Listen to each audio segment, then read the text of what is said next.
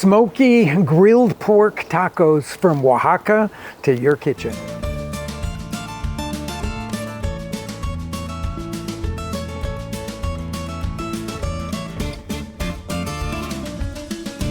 Hello everybody and welcome back to my kitchen. We haven't been here for a long time, but it's spring in Chicago, a beautiful, beautiful day, and my mind has gone to grilling. Now, if you've ever had the opportunity to be in Oaxaca, in Pasillo de Humo, in Smoke Alley, you'll know why I'm making this recipe. That's the place that they grill the thin cut pork with red chili marinade, what they call Cecina Enchilada. It's one of my very favorite things to do in a taco. So the next page in our taco manual is Cecina Enchilada tacos. But we first, of course, have to make the red chili marinade. And I'm going to give you my sort of hurry up version of a red chili adobo. The classic one would start with the whole chiles. I usually like to do it with half ancho chiles and half Guajillo chiles, but I'm going to use the ground chile today, and I'm going to actually start with Guajillo chili because I think it works really well. Now, in your regular grocery stores, you'll probably find, if it's a well-stocked grocery, these 2-ounce bottles of ancho chile. You could use that one. If you go to the Mexican grocery store, you can find the Guajillo ground chili, which is what I have here, but it comes in bulk packaging, so I always transfer it to one of these delis so that I can keep it fresh in the cupboard. Now, I've measured out all of the things that go into the red chili marinade, into the adobo, ahead of time because it's fairly complex. So we have spicing that goes on here. We've got some black pepper and we've got cinnamon. I've got cumin here, some Mexican oregano, salt, because this really has to be a fully salted marinade here, and then the Guajillo, ground Guajillo powder here. And I'm going to put all of those things into a blender. Along with, well, I'm going to actually put that, I've got very, very hot water here. So I'm going to pour in the 1.5 cups of water. Then goes the ground Guajillo, all of the herbs and spices go in there. And then, you know, if you've watched any of my videos, you know I am not a fan of raw garlic because I think it can overtake things. So I blanched this garlic, and we've got a whole lot of garlic. It's almost a whole head of garlic here that's going to go in here. But I blanched it in the microwave with water to cover for 1 minute. And then I've got the acid, which you would always have in a marinade. And I'm using apple cider vinegar here. You could use pretty much whatever kind of vinegar you happen to have on hand. I'm going to blend this until it's as smooth as can be.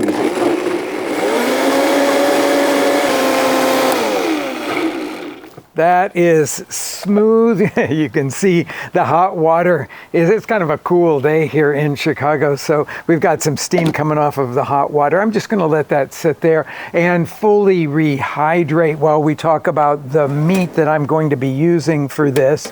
So this is pork tenderloin, and I actually wrapped it up in plastic and put it into the freezer for about a half an hour or so, just to get it really cold, because it'll make the cutting of it a lot easier here. But it's not fully frozen, it's just firmed up. So I'm going to put that out on the board here and cut it into about 1/4 inch slices.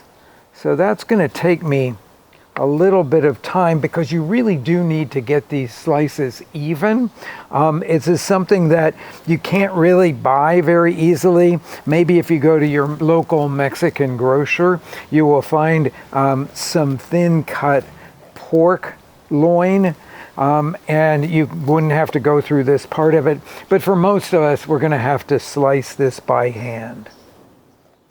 Now, if you've had the opportunity to visit Smoke Alley, as I mentioned before, you will not find these little thin slices of pork individual, because they do this thing that's called an accordion cut. They'll take the whole loin and they'll cut it this way almost to the end, fold that flap up, and then come back, so that they end up with these long pieces of pork that they marinate. And then you go to one of the vendors and say, oh, I would like that much of it, or I'd like a quarter of a kilo, half a kilo, whatever it is that you think that you're going to want to eat. And then they'll grill it for you right there. And then, of course, you sit down at a table, or picnic-y kind of table, and people will bring all the accompaniments. I'm going to show you about accompaniments here in a minute, my favorite ones. Okay, the last cut is always the hardest cut, because you don't really have a whole lot to hold on to here.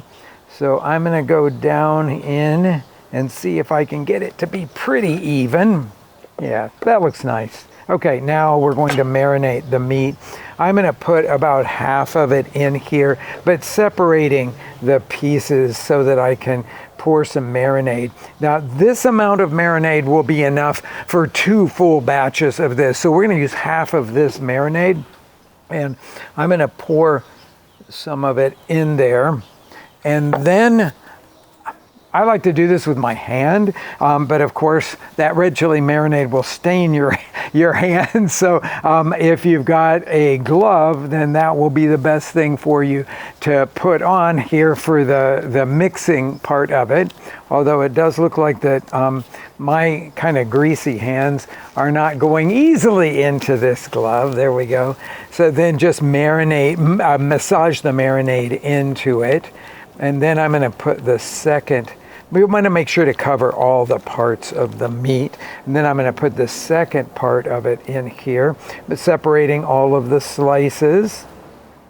And then pour a little bit more marinade on there. I think I got a little bit more than half of the marinade the first time. So I'm going to just pour a small amount over the top and mix away.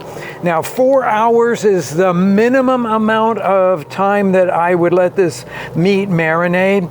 But to tell you the truth, if you're going to have some friends over and you're planning a taco party, I suggest that you do this the day before, because the flavor will be stronger in the meat itself. So cover this up, put it in the refrigerator, and minimum of 4 hours before you go to the grilling.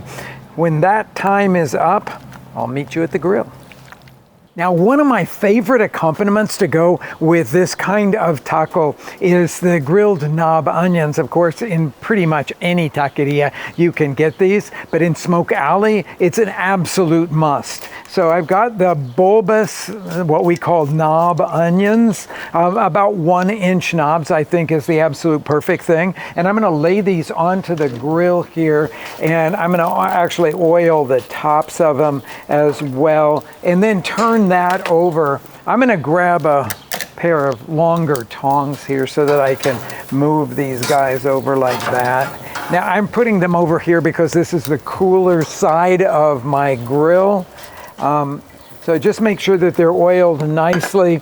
And then I actually like to salt them while. This is not something that they will do at Smoke Alley. They salt them after they cook them, but I like to salt them while they're cooking like that. And we're going to turn those. And once they start to soften up, then I'll come back and grill the meat. But in the meantime, while those are starting to cook, flatten them out a little bit more there.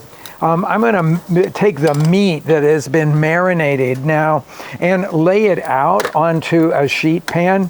The reason that I'm doing this is that I will be able to oil it in a better way than if I were just to add some oil to this marinated meat bowl.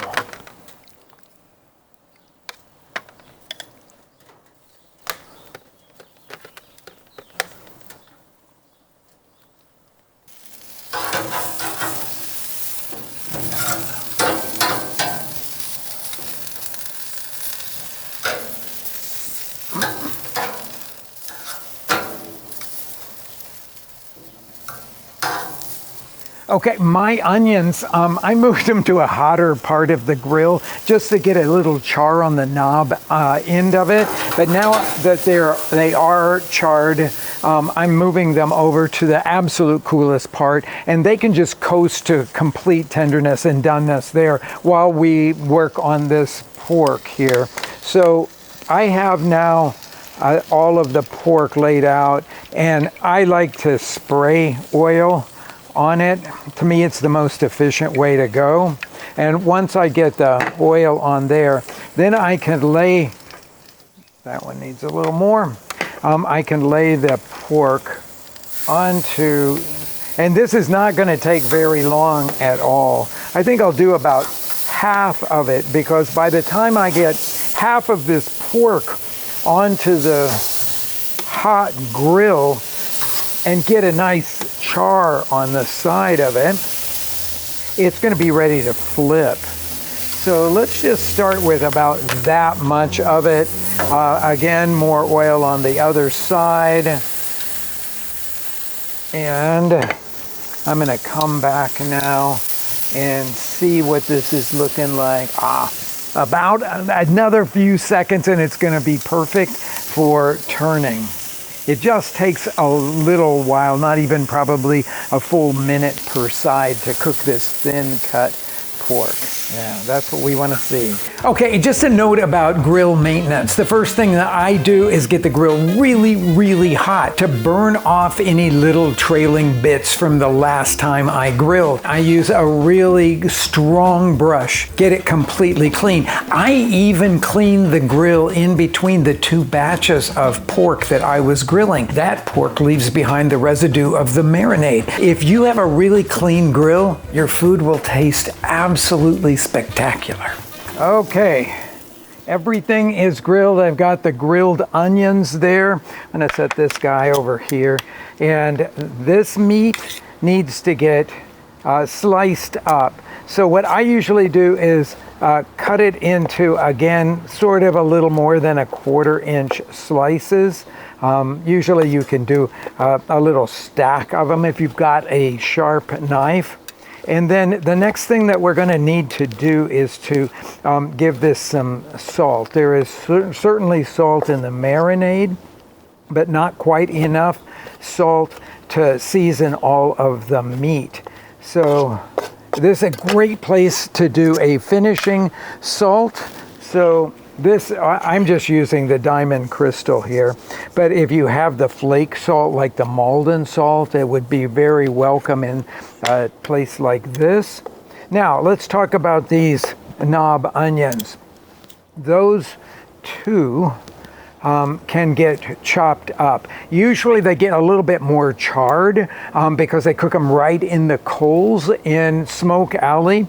Mine are not that charred, so I don't have to really take very much off of these guys, but I can cut these like in a little less than 1 inch pieces. And then it's very common there to season these with salt and then a little bit of lime juice over the top of that. Now there you can buy all different kinds of salsas, but my favorite is the one that they will just simply call guacamole. I have this version of a tomatillo avocado salsa, which I think goes really beautifully with the flavor of the grilled pork. So I'm going to throw a couple of tortillas, hot tortillas, down here on the plate, and then pile them high with our seasoned grilled pork. And then I'm going to take some of the onions and put those over the top of that. A spoonful of this avocado salsa here. You'll of course want to serve it with a lime, and I've taken you straight to the Pasillo de Humo in Oaxaca.